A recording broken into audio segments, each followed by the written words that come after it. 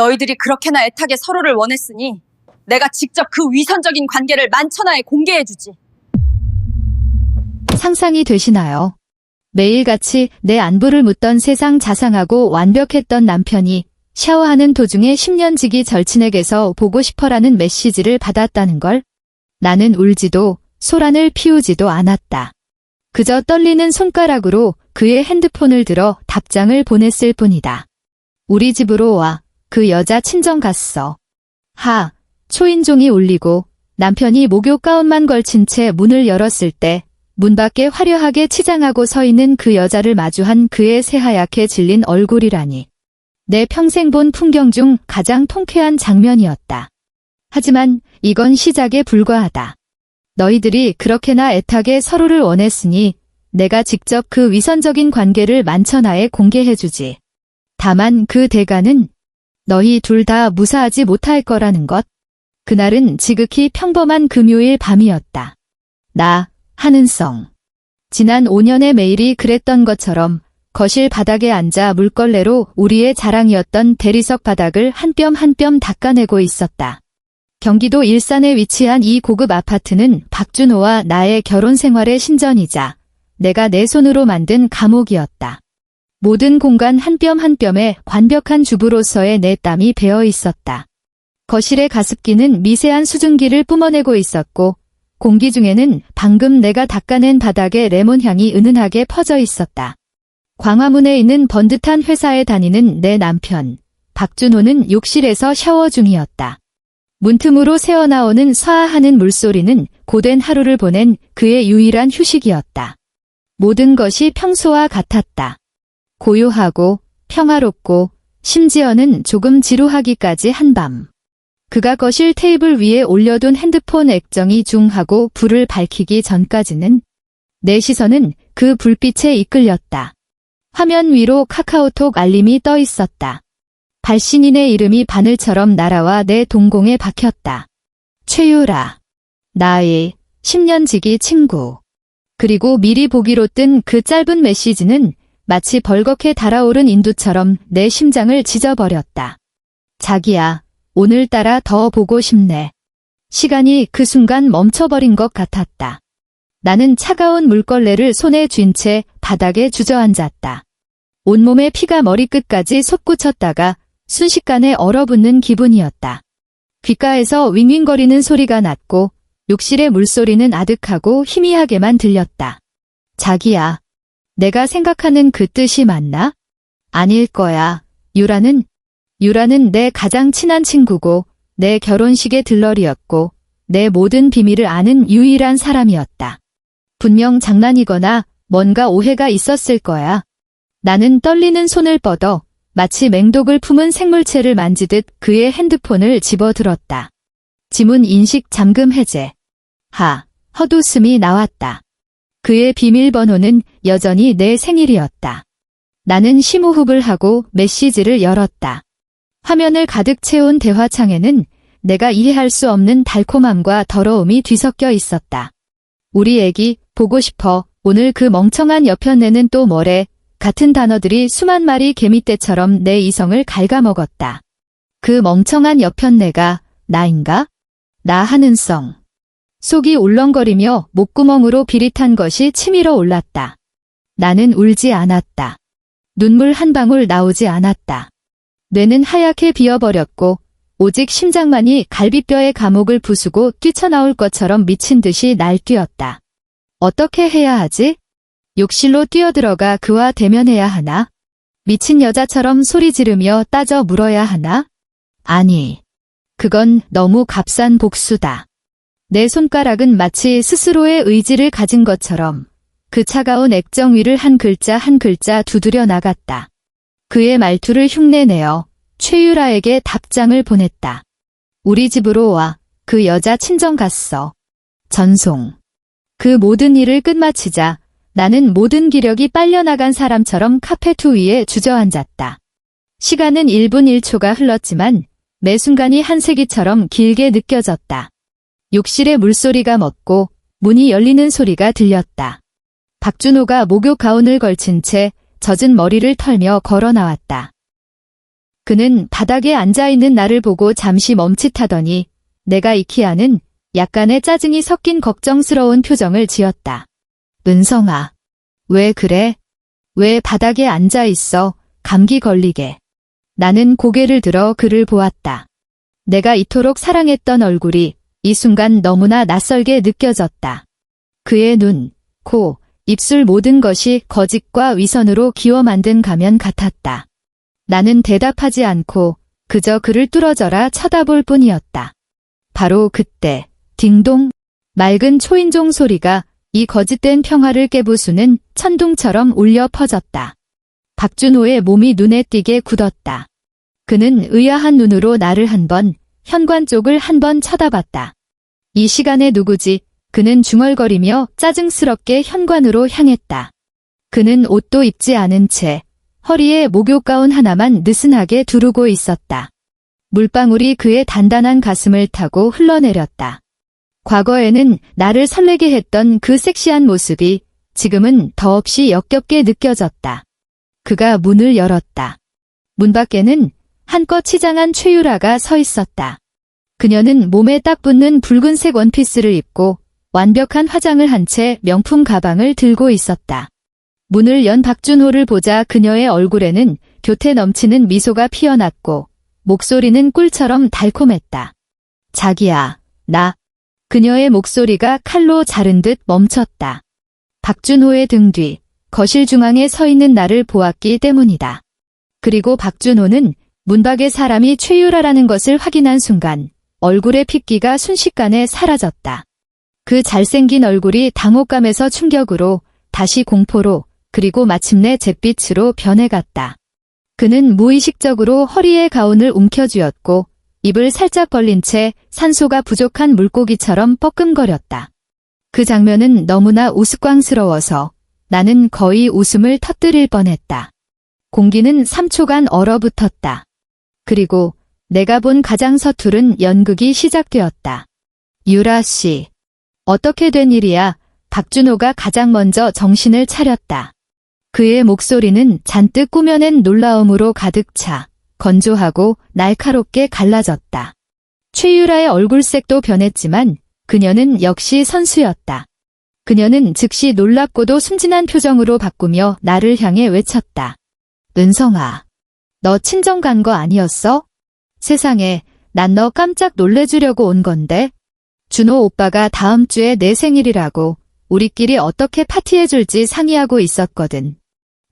생일 서프라이즈. 내 생일은 석 달 전이었다. 박준호는 구명줄이라도 잡은 듯 즉시 말을 받았다. 맞아. 생일 서프라이즈. 내가 유라 씨한테 너 친정 갔다고 선물 고르는 것 좀 도와달라고 했어. 넌 왜 갑자기 돌아와서 말도 안 해? 그의 화살은 순식간에 나에게로 향했다. 그는 한 걸음 한 걸음 나에게 다가왔고 그의 얼굴에서 당황스러움은 분노로 바뀌어 있었다. 한은성, 너 지금 이게 무슨 짓이야? 너 내 핸드폰 훔쳐봤어? 나는 그를 보며 아무 말도 하지 않았다.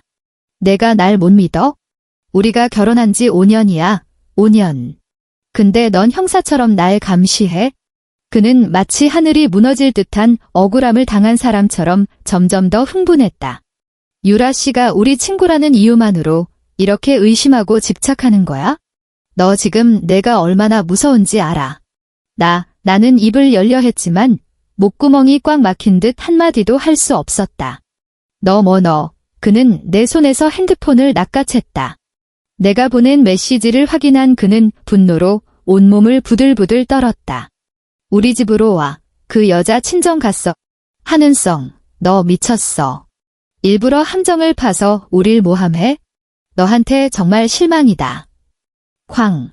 그는 핸드폰을 바닥에 거세게 내동댕이 쳤고 액정은 순식간에 산산조각 났다. 그리고 그는 나를 쳐다보지도 않은 채 소파 위에 외투와 차키를 집어들고 돌아섰다. 최유라 곁을 지나칠 때 그는 그녀를 보지도 않고 이를 악물며 말했다. 일단 돌아가. 최유라는 문 앞에 서서 억울하게 누명 쓴 피해자처럼 애처로운 표정으로 나를 바라봤다. 은성아, 우린 정말 너한테 서프라이즈를 해주고 싶었어. 어떻게 우리를 그렇게 생각할 수 있어? 너무 상처가 된다. 그 말을 남기고 그녀 역시 금방이라도 울음을 터뜨릴 듯한 뒷모습을 보이며 돌아섰다. 쾅 하고 대문이 닫혔다. 온 세상에 나 혼자만 남았다. 그리고 바닥에 흩어진 핸드폰의 잔해들과 함께 거실에 퍼져있던 레몬 향이 이제는 썩어가는 시체 냄새처럼 느껴졌다. 나는 차가운 바닥에 앉아 마침내 참지 못하고 웃음을 터뜨렸다. 눈물이 흐를 때까지 웃었다. 아, 온 세상에 배신당하는 게 이런 기분이구나. 아, 유일한 피해자인 내가 모든 사람의 눈에는 미친년으로 비치는구나. 그 후 며칠간 나는 지옥으로 떨어졌다. 박준호는 냉정한 폭력을 시작했다. 그는 점점 더 늦게 귀가했고 때로는 밤새도록 들어오지 않았다. 우리 사이에는 어떤 대화도 없었다. 그는 나를 더럽고 이해할 수 없는 괴물을 보는 듯한 눈으로 쳐다봤다. 나는 거대한 얼음섬에 고립된 것 같았다. 사방은 끝없는 한기로 가득했다. 그 주에 있었던 추석 가족 모임은 나를 더 깊은 심연으로 밀어넣었다. 시댁에서 나는 평소처럼 새벽부터 부엌에서 분주하게 움직였다. 전을 부치고 차례상에 올릴 각종 음식을 준비하느라 손끝이 하얗게 될 때까지 찬물에 손을 담그고 있었다. 반면 박준호와 그의 가족들은 거실에서 TV를 보며 과일을 먹고 웃고 떠들었다. 점심 식사 시간, 시어머니가 갑자기 한숨을 쉬며 무언가 의도한 듯 입을 열었다. 아이고, 우리 준호가 요즘 고생이 많아. 회사에서는 눈치 보랴, 집에 와서는 기에 눌리랴. 모든 사람의 시선이 내게로 집중됐다. 국그릇을 들고 있던 내 손이 미세하게 떨렸다. 엄마, 무슨 소리야? 박준호가 짜증스럽게 말을 끊었다. 내가 왜 말을 못해? 시어머니는 목소리를 높였다. 은성아, 내가 너한테 뭐라 하는 게 아니라 부부 사이에 가장 중요한 건 신뢰야. 준호랑 유라가 몇 년 된 친구인데 내가 질투심 때문에 M1 아가씨 명예를 그렇게 망쳐놓으면 어떡하니? 유라 그 애가 얼마나 착한데. 며칠 전에는 고급 한우 세트를 보내왔더라. 너 대신 효도하는 거라고. 넌 봐라. 좋은 친구를 내가 다 밀어내고 있잖아. 피가 차갑게 식는 기분이었다. 나 대신 효도? 그녀의 손이 벌써 시어머니에게까지 뻗친 건가? 나는 입을 열어 변명하고 싶었다. 그날 밤의 진실을 말하고 싶었다. 하지만 고개를 들자마자 차갑고 경고로 가득 찬 박준호의 눈과 마주쳤다. 그 눈빛은 마치 내가 감히 한 글자라도 짓거리기만 해봐라고 말하는 것 같았다. 친척들도 수군거리기 시작했다. 그러게 말이야. 요즘 젊은 것들은 소유욕이 너무 강해. 남자가 밖에서 돈 버는 게 얼마나 힘든데 아내가 이해를 해줘야지. 은성이 제가 평소엔 조용해 보이더니 한 성깔 하네. 모든 말이 칼날이 되어 내 심장에 박혔다. 나는 철없고 의심 많고 질투에 눈이 먼 악독한 아내가 되어 있었다. 그리고 나를 배신한 그 두 사람은 한 명은 억울한 좋은 남편이 다른 한 명은 죄 없는 착한 친구가 되어 있었다. 나를 더욱 미치게 만든 것은 최유라가 자신의 SNS에서 연기를 시작했다는 점이다. 그녀는 슬픈 분위기의 글과 함께 초췌한 얼굴에 셀카를 올렸다. 가장 믿었던 사람에게 오해받는 건 마음이 너무 아프다. 어떤 상처는 보이지 않지만 가장 깊다 아래에는 수많은 공통 친구들이 그녀를 위로했고 심지어 누군가는 은근히 나를 비난했다. 나는 모든 사람의 눈에 정신 상태가 불안정한 가해자가 되어 있었다. 나는 철저히 고립되었다. 아무도 나를 믿지 않았고 아무도 내 편에 서주지 않았다. 나는 매일같이 나 자신을 의심했다. 내가 정말 미친 걸까? 내가 정말 그들을 오해한 걸까? 이 지독한 가스라이팅은 짙은 안개처럼 나를 감싸고 숨막히게 하며 현실과 환상을 구분할 수 없게 만들었다. 그러던 어느 날 나는 잘못을 인정하는 척하기로 결심했다. 더 이상 이렇게 살 수는 없었다. 내가 살아가려면 이 지독한 판부터 깨야만 했다. 나는 박준호에게 장문의 메시지를 보냈다. 오랫동안 반성했고 내가 너무 예민했으며 그를 믿지 못했다고 용서해달라고 애원했다. 그날 밤 그가 돌아왔다. 여전히 얼굴은 차가웠지만 적어도 문을 박차고 나가지는 않았다. 나는 다시 현모양처로 돌아갔다. 그를 위해 정성스러운 저녁을 준비하고 그의 셔츠 하나하나를 다려놓고 그가 집에 돌아오면 슬리퍼를 내밀었다. 나는 그에게 웃어주고 다정하게 대했다. 마치 아무 일도 없었던 것처럼. 그는 나의 운이웃침에 만족하는 듯했고 나를 대하는 태도도 점차 누그러졌다. 어느 주말 오후 그는 회사에 야근하러 간다고 했다. 나는 평소처럼 집안 전체를 청소하기 시작했다. 그가 거의 들어오지 못하게 했던 서재를 정리하던 중 내 손이 책장 가장 위 칸에 놓인 차가운 철제 상자에 닿았다. 내가 한 번도 본 적 없는 비밀번호 상자였다. 무언가에 홀린 듯 나는 그것을 내려놓았다. 비밀번호, 뭘까?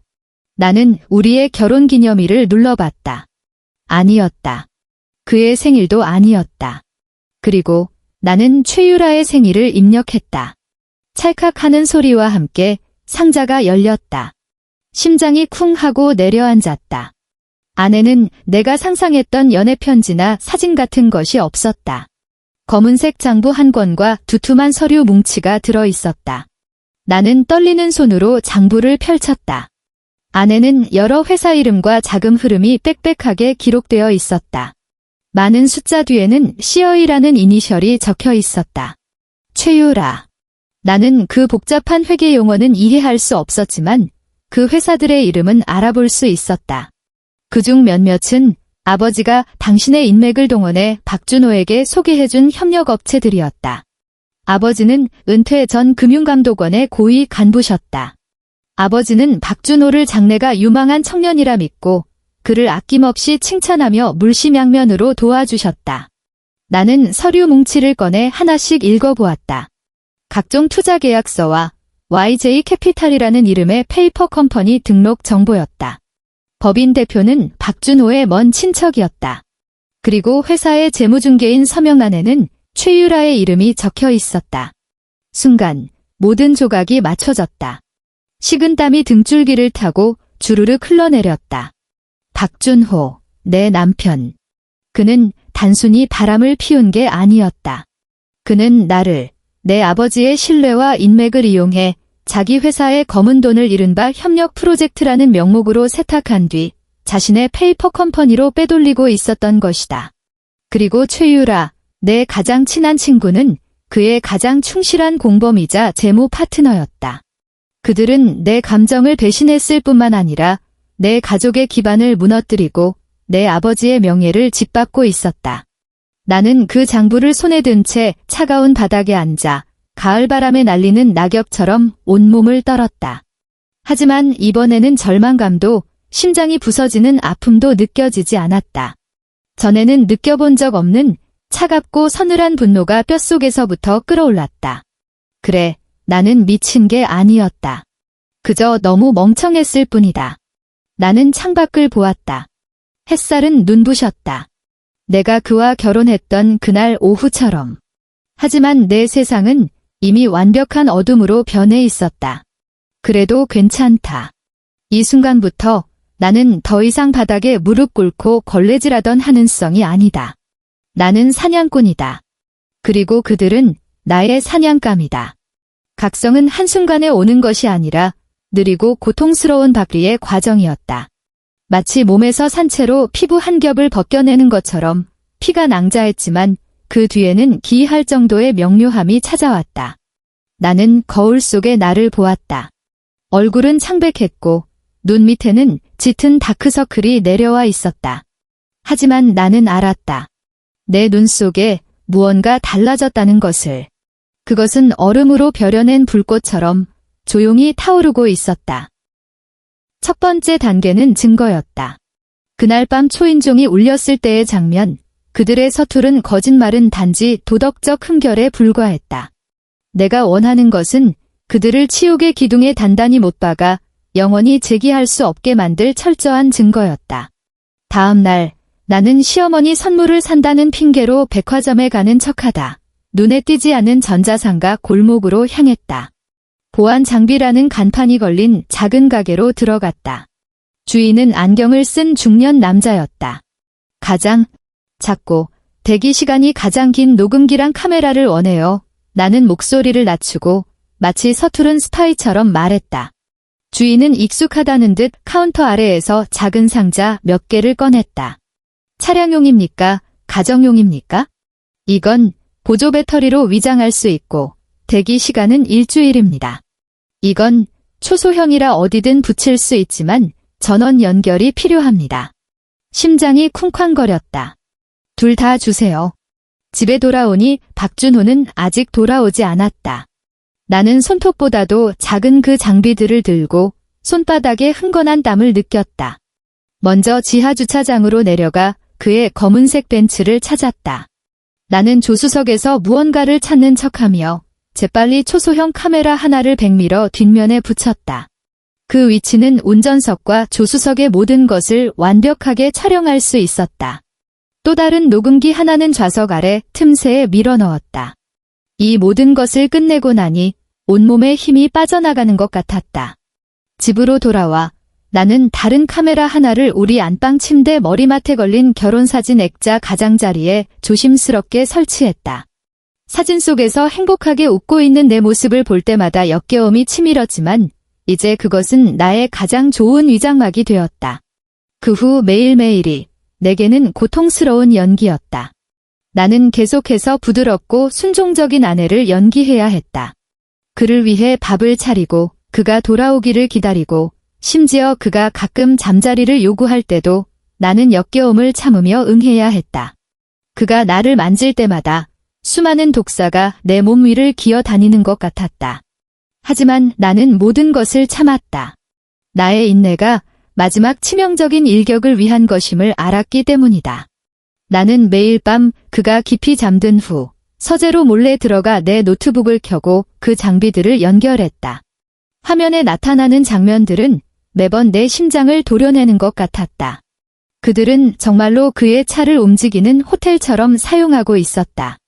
최유라는 요염하게 조수석에 앉아 있었고 그들은 키스하고 희롱하며 내가 상상조차 할 수 없는 온갖 추잡한 짓을 저질렀다. 그리고 그들의 대화는 화면보다 더 내 마음을 차갑게 식혔다. 자기야, 그 등신 같은 여자 요즘 좀 얌전해졌어. 최유라의 애교 섞인 목소리였다. 응, 내가 몇 마디 쏘아붙였더니 깨갱하더라고. 자기가 오해한 줄 알더라니까.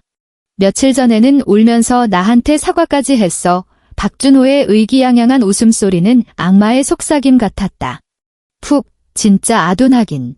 자기가 애지중지 모시는 시어머니가 내 한우 세트 받아먹으면서 자기 욕하는 거 알면 기절이라도 하려나? 그뿐인 줄 알아? 걔네 아버지가 소개해준 프로젝트들 돈 거의 다 빼냈어. 마지막 한 건만 들어오면 바로 끝낼 거야. 저렇게 재미없는 여자랑은 하루도 더 못 참겠어. 그럼 우리 회사는? 돈은 다 안전해. 걱정 마, 자기야. 장부는 전부 내가 만들었잖아. 아주 깨끗해. 하는성 걔는 지금 우리 돈 세주고 있는 셈이야. 내가 우리 미래를 위해 노력하는 줄 알겠지? 그 미래에 자기는 없다는 것도 모르고. 나는 헤드폰을 낀 채 어두운 서재에 앉아 소리가 새어나가지 않도록 내 주먹을 틀어막았다. 눈물이 소리 없이 흘러내려 차가운 키보드 위로 떨어졌다. 아, 나는 그들 눈에 그저 돼지처럼 멍청하게 자기들 돈이나 세어주는 도구에 불과했구나. 나의 5년 결혼 생활, 나의 모든 헌신이 그저 치밀하게 계획된 사기극이었구나. 분노와 슬픔이 지나간 자리에 뼛속까지 시린 냉정이 찾아왔다. 나는 이 영상과 녹음 파일들을 종류별로 정리해 암호화된 외장 하드에 저장하고 클라우드에도 백업해 두었다. 이것들이 그들을 지옥으로 보내줄 입장권이 될 것이다. 하지만 이것만으로는 부족했다. 나는 내 모든 것을 되찾아야 했다. 아니, 그 이상을. 나는 이혼 소송 분야에서 매우 유명한 여성 변호사를 예약했다. 성은 김씨였다. 강남에 있는 그녀의 사무실로 들어섰다. 그곳은 이성과 전문성으로 가득 찬 공간이었다. 김 변호사는 내가 발견한 비밀 장부와 수집한 증거들을 포함한 모든 것을 차분히 설명하는 것을 들으며 얼굴에 어떤 감정도 드러내지 않았다. 한은성 씨, 그녀는 안경을 고쳤으며 차분하지만 힘있는 목소리로 말했다. 우선 아주 잘하셨습니다. 이 증거들은 법정에서 매우 가치가 높습니다. 간통죄는 폐지되었지만 이 증거들은 남편의 유책 사유를 입증하는 결정적 증거가 되어 재산 분할 시 당신에게 매우 유리하게 작용할 겁니다. 재산, 내가 나지막이 읊조렸다. 네, 한국법에 따르면 혼인 기간 동안 공동으로 형성한 재산은 원칙적으로 50대 50으로 분할됩니다. 하지만 그녀는 목소리에 힘을 주었다. 남편분이 당신 아버지의 인맥을 이용해 불법 자금 세탁 및 업무상 횡령을 저지른 것은 형사범죄에 해당합니다. 유죄가 확정되면 이 불법 소득은 부부 공동 재산에 포함되지 않을 뿐만 아니라 당신은 피해자로서 거액의 민사배상금을 청구할 수 있습니다. 또한 남편분이 자산을 빼돌리기 위해 설립한 페이퍼 컴퍼니에 대해서는 우리가 재산보전 신청을 통해 모든 자금을 동결시킬 수 있습니다. 그녀의 말은 혼란스러운 내 머릿속을 밝히는 등대 같았다. 나는 이혼하면 기껏해야 대출금이 잔뜩 낀 이 아파트의 절반만 받을 수 있을 거라 생각했다. 법이 나의 가장 날카로운 무기가 될 수 있다는 것은 상상도 해본 적 없었다. 김 변호사님, 제가 어떻게 해야 할까요?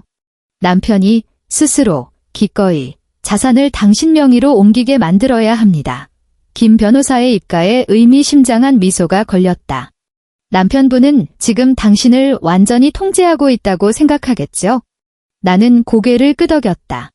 그의 오만함을 이용하는 겁니다. 김 변호사는 내게 서류 한 부를 건넸다. 이것은 주식증여 계약서 양식입니다. 이제부터 당신이 해야 할 일은 그 페이퍼 컴퍼니의 지분을 당신 명의로 옮기는 것이 그를 위한 일이라고 믿게 만드는 겁니다. 그날 밤 나는 박준호가 가장 좋아하는 음식으로 한 상을 차리고 레드와인도 한 병 땄다. 촛불이 흔들리고 분위기는 은밀했다. 나는 그가 가장 좋아하는 실크 슬립을 입고 얼굴에는 적절한 근심을 띄었다. 준호 씨, 나는 그에게 와인을 따라주며 부드럽게 말했다. 요즘 내가 계속 마음이 불안해서. 아빠 옛날 금감원 동료분이 며칠 전에 전화하셨는데 요즘 조사가 엄청 깐깐하대. 특히 해외 계좌로 탈세하는 회사들. 와인잔을 들고 있던 박준호의 손이 눈치채지 못할 정도로 살짝 멈칫했다. 그래. 응. 나는 한숨을 쉬며 걱정 가득한 눈빛으로 말했다. 나는 그냥 당신 걱정돼서. 당신 그 YJ 캐피탈, 법인은 당신이 아니지만 만에 하나 조사 들어와서 자금 출척해다 보면 문제 생기는 거 아닐까? 아무래도 그 프로젝트들 다 우리 아빠가 소개해준 거잖아. 나는 일부러 우리 아빠라는 세 글자에 힘을 주어 말했다. 그의 얼굴색이 과연 변했다. 그가 가장 두려워하는 것은 아버지가 연루되어 금융당국의 주목을 받는 것이었다. 나는 순진하게 제안했다. 준호 씨, 내가 생각이 하나 있는데 이게 맞는지 모르겠네. 봐봐. 나는 그냥 가정주부고 사업 경험도 전혀 없고 세금 기록도 백지처럼 깨끗하잖아. 만약에 말이야, 당신이 그 회사 지분을 잠시 내 이름으로 돌려놓는 거야? 나한테 증여하는 형식으로. 그렇게 되면 설령 누가 조사를 해도 그냥 당신이 번 돈을 나한테 준 부부간의 정상적인 증여로만 생각하지 회사 운영 차원까지는 파고들지 못할 테니 더 안전하지 않을까? 나는 그의 눈을 보았다. 그 안에는 계산과 저울질이 가득했다. 그는 분명 마음이 동하고 있었다.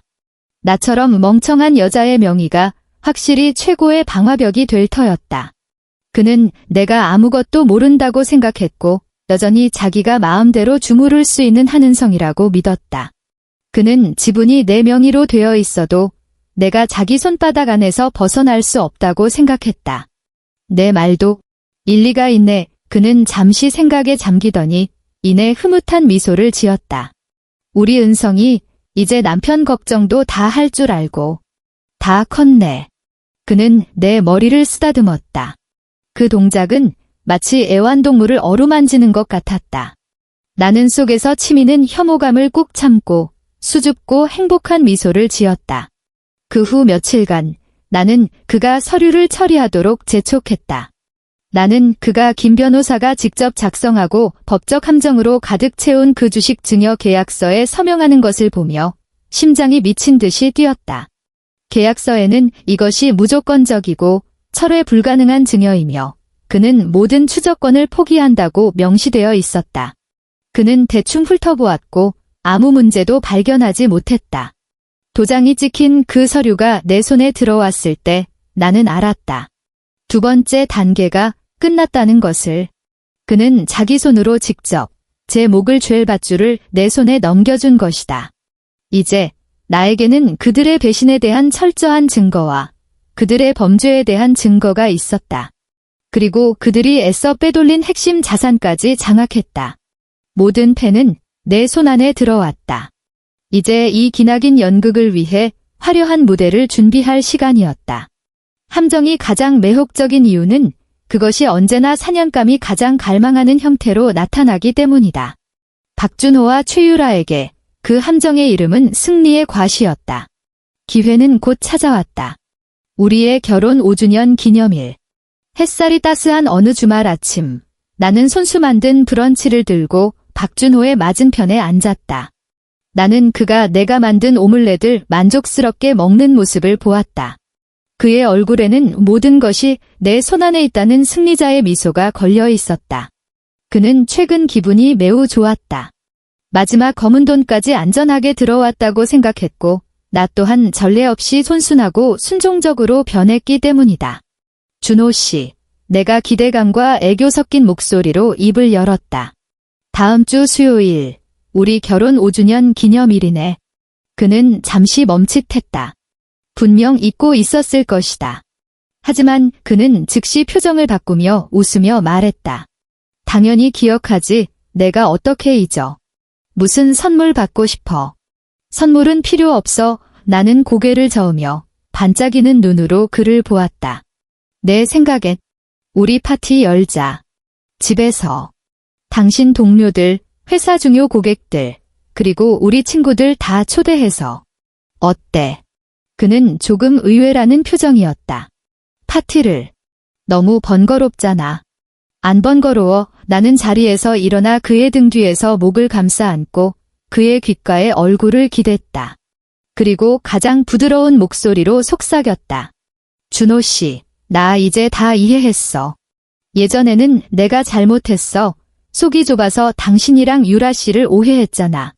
이번 기회에 모든 사람들 앞에서 유라 씨한테 사과하고 싶어. 내 한순간의 어리석음 때문에 그렇게 좋은 친구를 잃을 순 없잖아. 그렇지? 그리고 당신 동료들이랑 상사분들한테도 보여주고 싶어. 당신 아내가 얼마나 당신 사업을 지지하는지. 내 말은 한 글자 한 글자 정확하게 그의 마음을 두드렸다. 공개적인 사과는 남자로서의 그의 허영심을 채워주었고, 유라와의 관계 회복은 그들이 앞으로도 몰래 관계를 이어가는 데 편의를 제공했으며, 회사 고위층을 초대하는 것은 그의 체면을 한껏 세워주는 일이었다. 이것은 그에게 있어 완벽한 승리 선언이나 다름없었다. 그의 눈이 즉시 빛났다. 정말 그렇게 생각해? 응, 나는 진심을 가득 담은 얼굴로 고개를 힘껏 끄덕였다. 그는 기쁘게 내 손을 두드리며 크게 웃었다. 좋아. 그렇게 하자. 우리 은성이 정말 다 컸네. 점점 더 철이 드는구나. 그는 자신의 승리에 도취되어 내 눈에 스쳐 지나간 차가운 빛을 전혀 눈치채지 못했다. 그럼 손님 명단은 당신이 정해줄래?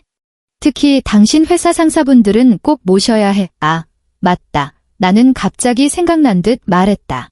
우리 아빠 옛날 동료분이시고 지금 당신 회사 대주주이신 김 이사님 꼭 모셔야 해. 아빠가 항상 김 이사님께 잘해야 한다고 하셨잖아. 우리 잘 봐주시는 분이라고. 나는 일부러 김 이사님을 언급했다. 그는 나를 어릴 때부터 봐오신 어른이었고 아버지가 가장 신뢰하는 친구 중 한 분이었다. 박준호가 지금의 자리에 오를 수 있었던 데에는 김 이사님의 도움이 컸다. 박준호는 당연히 쾌히 승낙했다. 그는 김 이사님 앞에서 자신을 과시하고 싶어 안달이 나 있었다. 그 후 며칠간 나는 온전히 파티 준비에 몰두했다. 최고급 호텔 케이터링을 예약하고 전문 플로리스트를 불러 거실을 장식했으며 심지어 음향과 프로젝터 장비까지 대여했다. 집 전체는 화려한 연회장처럼 꾸며졌다. 박준호는 바쁘게 움직이는 내 모습을 보며 만족과 자부심이 가득한 눈빛을 보냈다. 그는 내가 그를 위해 과시의 무대를 만들고 있다고 생각했다. 그가 모르는 것은 내가 그를 위해 정성껏 무덤을 파고 있다는 사실이었다. 가장 중요한 단계는 최유라를 초대하는 것이었다. 나는 직접 그녀에게 전화를 걸었다. 전화가 연결되는 순간 나는 전화기 너머 그녀의 의기양양한 얼굴을 상상할 수 있었다. 여보세요, 은성아. 그녀의 목소리에는 일부러 꾸며낸 놀라움과 거리감이 섞여 있었다. 유라야, 내 목소리는 수없이 연습한 미안함과 아양이 섞인 부드러운 톤이었다. 나야. 너. 시간 괜찮아. 무슨 일인데? 다음 주 수요일. 나랑 준호 씨 결혼 5주년 파티야. 너 꼭 와줬으면 해서. 나는 잠시 말을 멈추고 마치 큰 용기를 낸 것처럼 심호흡을 했다. 유라야, 미안해. 예전 일은 내가 잘못했어.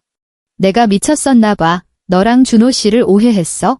나 사람들 앞에서 정식으로 너한테 사과하고 싶어. 제발 나한테 기회를 줘. 응? 전화기 저편에서 몇 초간 침묵이 흘렀다. 그리고 나는 그녀가 억누르지 못한 가벼운 웃음소리를 들었다. 하지만 그녀는 곧 그것을 감추고 대인배 같은, 심지어는 약간의 동정심마저 섞인 목소리로 말했다. 은성아, 뭘 그런 말을 해. 우린 제일 친한 친구잖아. 내가 어떻게 너한테 진짜 화를 내겠어? 너도 준호 오빠를 너무 신경 써서 그런 거지? 됐어. 다 지난 일이야. 파티 꼭 갈게. 정말 다행이다. 나는 기쁨에 겨워 우는 척했다. 참, 유라야. 그날 꼭 예쁘게 입고 와. 왜 준호 씨가 내가 우리 제일 중요한 손님이니까 꼭 파티의 주인공으로 만들어주라고 했어. 그래, 그녀의 목소리에는 감출 수 없는 들뜸이 가득했다. 알았어. 전화를 끊자 내 얼굴의 미소는 순식간에 사라졌다. 파티의 주인공?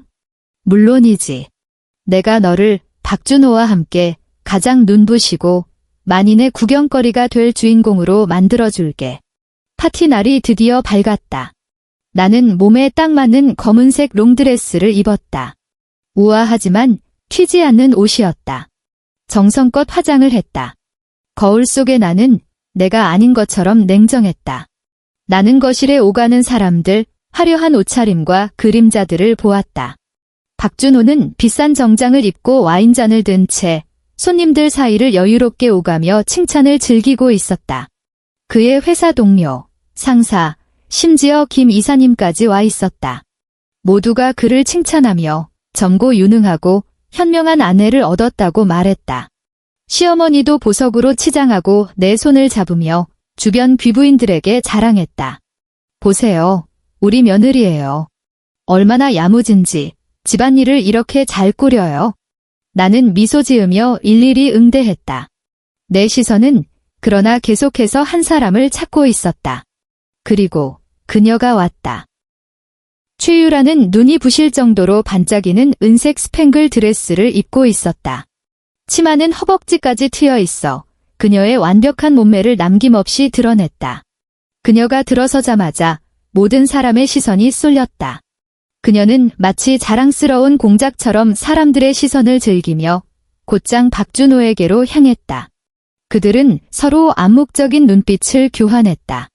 박준호의 눈에는 숨길 수 없는 감탄과 소유욕이, 최유라의 입가에는 승리자의 미소가 걸려 있었다.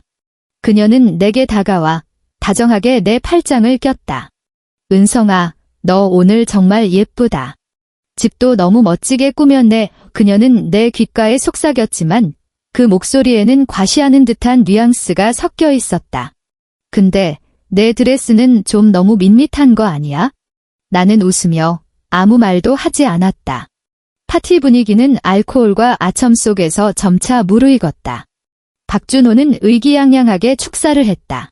상사의 발탁에 감사하고 고객의 지지에 감사했으며 마지막으로 그는 와인잔을 들고 나를 애정 어린 눈으로 바라보았다. 마지막으로 제 아내 한은성에게 감사합니다.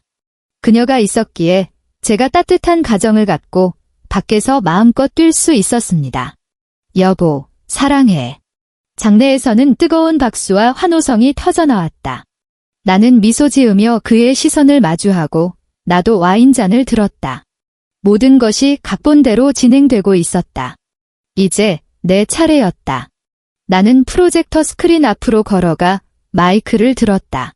거실은 순식간에 조용해졌다. 모든 사람이 나를 보며 그 사과를 기다리고 있었다. 박준호와 최유라는 나란히 서서 기대에 찬 구경꾼의 표정을 짓고 있었다. 오늘 저와 준호 씨의 5주년 파티에 와주신 모든 분들께 감사드립니다. 내 목소리는 스피커를 통해 모든 사람의 귀에 선명하게 전달되었다. 오늘 저에게는 정말 중요한 한 분이 계십니다. 그분께 제 깊은 사과의 마음을 전하고 싶습니다. 이를 위해 제가 특별한 영상을 하나 준비했습니다. 여러분과 함께 보고 싶습니다. 나는 구석에 있던 내가 고용한 임시 스태프에게 눈짓을 보냈다. 그가 재생 버튼을 눌렀다. 박준호의 얼굴에 미소가 더욱 짙어졌다. 그는 아마도 내가 정성껏 만든 우리의 달콤한 추억이 담긴 영상일 거라고 생각했을 것이다. 최유라 역시 허리를 꼿꼿이 세우고 나의 비굴한 사과를 받을 준비를 하고 있었다. 프로젝터 스크린이 밝아졌다. 그러나 나타난 것은 달콤한 사진이 아니라 감시 카메라 영상이었다. 화면은 다소 어두웠지만 그곳이 우리 집 현관이라는 것을 선명하게 알 수 있었다. 화면 상단의 시간 표시는 한 달여 전 그 금요일 밤을 가리키고 있었다. 딩동, 영상 속에서 맑은 초인종 소리가 울려 퍼졌다. 거실이 작게 술렁이기 시작했다. 손님들은 서로 얼굴을 쳐다보며 내가 무엇을 하려는지 의아해했다. 박준호의 미소가 얼굴에 굳어버렸다. 화면 속에서 문이 열렸다. 허리에 목욕 가운만 두른 남자가 렌즈 앞에 나타났다. 그 얼굴은 바로 의기양양하던 박준호였다. 문 밖에는 붉은색 원피스를 입은 여자가 서 있었다. 그 얼굴은 바로 오늘 밤 눈부시게 빛나던 최유라였다. 자기야, 나 영상 속에서 최유라의 교태 섞인 목소리가 선명하게 흘러나오다. 칼로 자른 듯 멈췄다. 장내는 완벽한 정적에 휩싸였다. 나는 곁에 선 시어머니가 숨을 들이켜는 소리를 들을 수 있었다. 나는 박준호의 얼굴이 순식간에 벽처럼 하얗게 질리는 것을 볼 수 있었다. 최유라는 벼락이라도 맞은 듯 그 자리에 얼어붙었고 얼굴의 핏기가 완전히 사라졌다. 하지만 이것은 단지 전체 요리에 불과했다. 대형 스크린의 화면이 바뀌었다. 이번에는 차 안이었다. 어두운 불빛 아래 한 남자와 한 여자의 그림자가 조수석에서 뒤엉켜 있었고 거친 숨소리와 신음소리가 스피커를 통해 이 호화로운 거실 전체에 가감없이 울려 퍼졌다. 렌즈는 100mm 각도에서 촬영되었지만 정욕에 빠진 그 두 얼굴을 그 자리에 있던 모든 사람이 똑똑히 알아볼 수 있었다. 박준호와 최유라였다. 시어머니는 짧은 비명을 지르며 거의 기절할 뻔했다. 손님들은 여기저기서 경악의 탄성을 내뱉었고 모두가 귀신이라도 본 듯 믿을 수 없다는 표정으로 스크린과 사람들 사이에 주저앉은 그 남녀를 번갈아 쳐다봤다. 김 이사님의 얼굴은 이미 솥뚜껑처럼 검게 변해 있었다. 세상에, 이게 무슨 일이야? 박 부장님 아내가, 이건 너무... 수군거리는 소리가 파도처럼 밀려왔고 모든 말에는 충격과 경멸이 가득했다. 만약 영상이 그들의 도덕성에 대한 능지처참이었다면 이어지는 선명한 녹음 파일은 그들의 직업과 인생에 대한 사형 선고였다. 자기야, 그 등신 같은 여자 요즘 좀 얌전해졌어? 응, 내가 몇 마디 쏘아붙였더니 깨갱하더라고. 걔네 아버지가 소개해준 프로젝트들 돈 거의 다 빼냈어. 마지막 한 건만 들어오면 바로 끝낼 거야. 걱정 마, 자기야. 장부는 전부 내가 만들었잖아. 아주 깨끗해.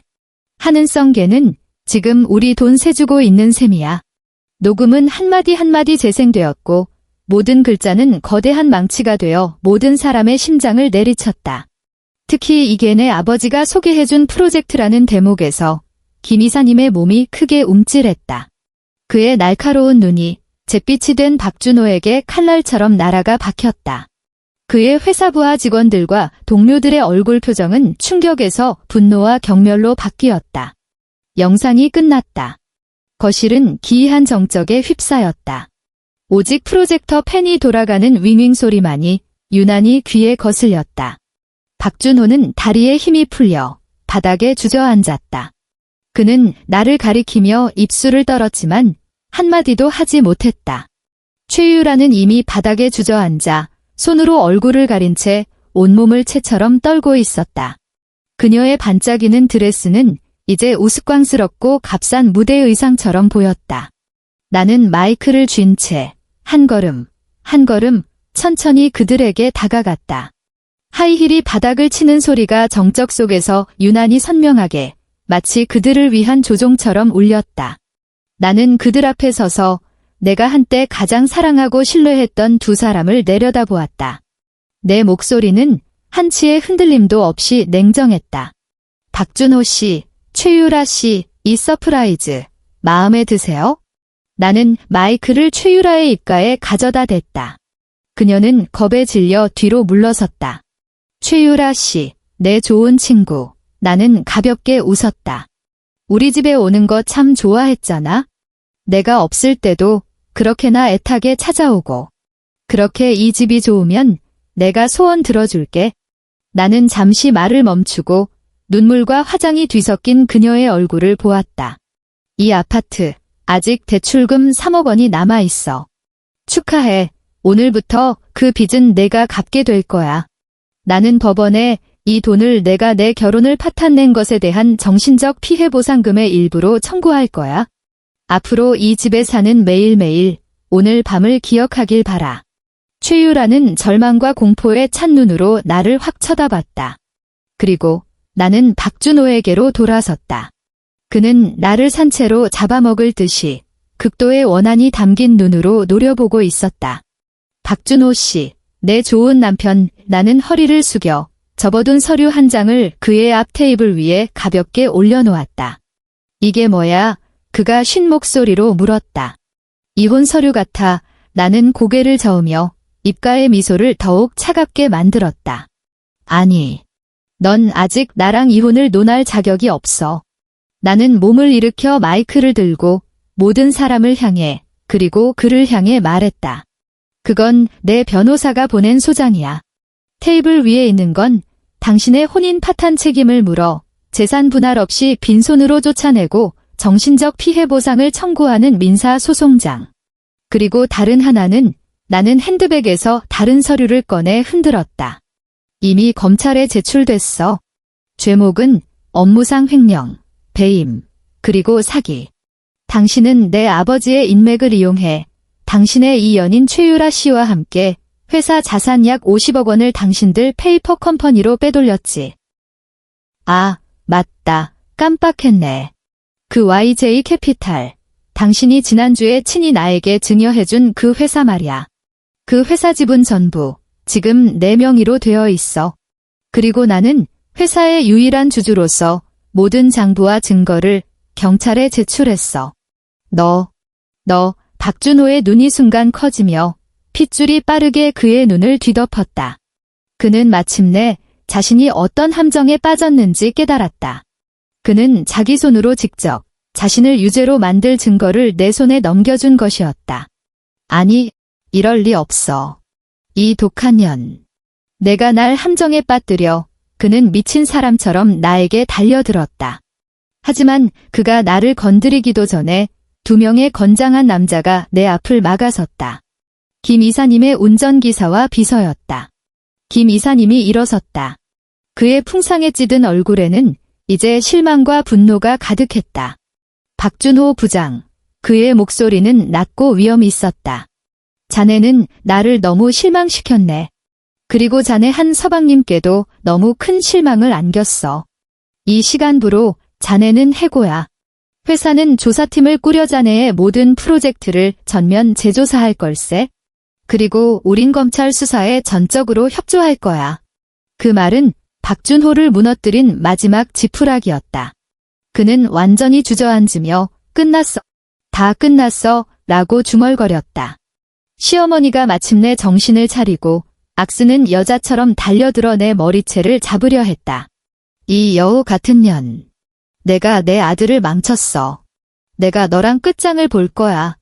나는 그녀를 차갑게 바라보며 움직이지 않았다. 김 이사님의 비서가 그녀를 막아섰다.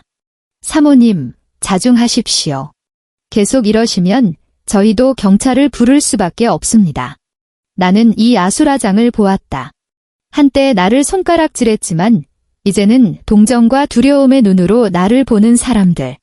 한때는 하늘 높은 줄 모르고 굴었지만 이제는 상갓집게처럼 바닥에 주저앉은 그 남녀를.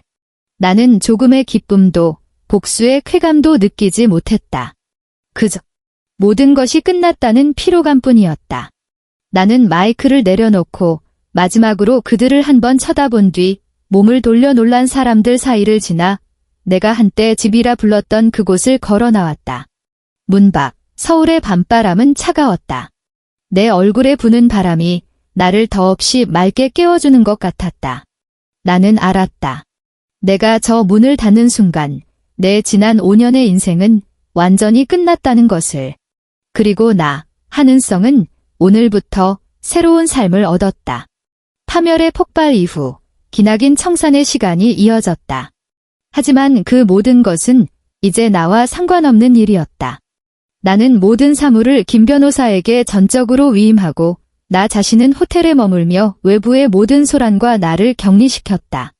그 후 몇 달 동안 나는 김 변호사를 통해 간간히 그들의 소식을 들었다.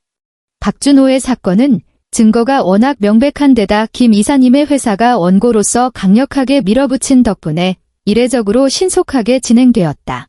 그가 장인의 인맥을 이용해 이익을 챙기고 자금을 세탁한 행위는 업계에 큰 파문을 일으켰다. 결국 그는 업무상 횡령죄와 사기죄 등 여러 죄목이 병합되어 징역 7년형을 선고받았다. 법정에서도 그는 여전히 원망 가득한 눈으로 나를 노려보았다고 들었지만 그것은 내게 아무런 의미도 없었다. 패배자의 분노는 무능한 발악에 불과했다. 최유라의 말로는 더욱 비참했다. 공범으로서 그녀는 종속적인 위치였다는 점이 참작되어 실형은 면했지만 거액의 벌금형을 선고받았다. 업계에서 그녀의 평판은 완전히 바닥으로 떨어졌고 모든 회사로부터 블랙리스트에 올랐다. 가장 치명적인 것은 법원이 나의 민사소송을 받아들여 그녀가 내 결혼을 파탄낸 주된 책임이 있음을 인정하고 거액의 위자료를 지급함과 동시에 그 아파트에 남은 대출금 전액을 혼자 갚으라고 판결한 것이었다. 그녀는 직업을 잃고 명예를 잃고 평생 갚아도 모자랄 빚더미에 앉게 되었다. 나중에 한 공통 친구에게 듣기로는 그녀는 자신의 모든 명품 가방을 팔고 한때 그녀의 승리를 상징했던 그 아파트에서 쫓겨나듯 이사했으며 마지막으로 목격된 것은 강남의 어느 어두운 지하 술집에서 짙은 화장을 하고 값싼 웃음을 파는 웨이트리스로 일하는 모습이었다고 한다. 그리고 나의 시어머니는 아들이 감옥에 간 후 하룻밤 사이에 백발이 되었다. 그녀는 몇 번이고 나를 찾아와 준호가 그녀의 유일한 희망이라며 너그럽게 봐달라고 울며 애원했다. 나는 단 한 번도 그녀를 만나주지 않았다. 그녀가 나의 모든 동정과 선함을 소진시켰을 때 그녀는 내게 그저 낯선 사람일 뿐이었다. 역겨운 추억으로 가득 찬 그 집은 부동산에 의뢰해 시세보다 낮은 가격에 신속하게 처분했다. 나는 단 1초도 그곳에 다시 발을 들이고 싶지 않았다. 집을 판 돈과 법원에서 판결받은 배상금, 그리고 내가 그 페이퍼 컴퍼니에서 합법적으로 되찾은 본래 내 몫이었어야 할 자산은 꽤 상당한 금액이 되었다. 나는 그 돈으로 유흥을 즐기거나 새로운 관계를 시작하는 길을 택하지 않았다. 나는 그 돈으로 서울에서 가장 번화한 테헤랄로의 사무실을 얻어 나 자신의 투자 자문 회사를 설립했다. 아버지의 인맥을, 그리고 이번 사건을 통해 보여준 나의 냉철함과 수완을 이용해 나는 곧 첫 번째 비즈니스를 성사시켰다. 나는 더 이상 부업과 남편 주위를 맴돌던 하는성이 아니었다. 나는 한 대표였다. 1년 후 어느 겨울밤. 서울에는 첫눈이 내렸다. 나는 내 사무실의 거대한 통유리창 앞에 서서 발 아래 펼쳐진 찬란한 도시의 야경을 내려다보았다.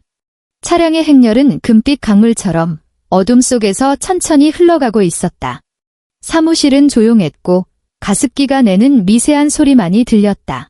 나는 레드 와인을 한 잔 따랐다. 붉은 액체가 잔 속에서 부드럽게 흔들렸다. 나는 핸드폰을 꺼내 오랫동안 열어보지 않았던 연락처 목록을 열었다. 박준호, 최유라. 그 두 이름이 마치 두 개의 묘비처럼 조용히 누워 있었다. 나는 그들을 평생 미워할 것이라고 생각했다. 하지만 지금 그 두 이름을 보며 내 마음은 한없이 평온했다. 나는 길게 누르고 선택하고 그리고 삭제를 눌렀다.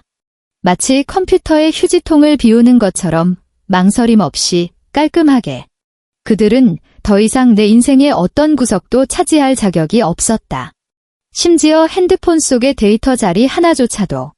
나는 와인잔을 들어 창밖의 휘황찬란한 서울의 야경을 향해 그리고 유리창에 비친 의연하고 냉철하며 단단한 눈빛의 나 자신을 향해 가볍게 잔을 부딪혔다.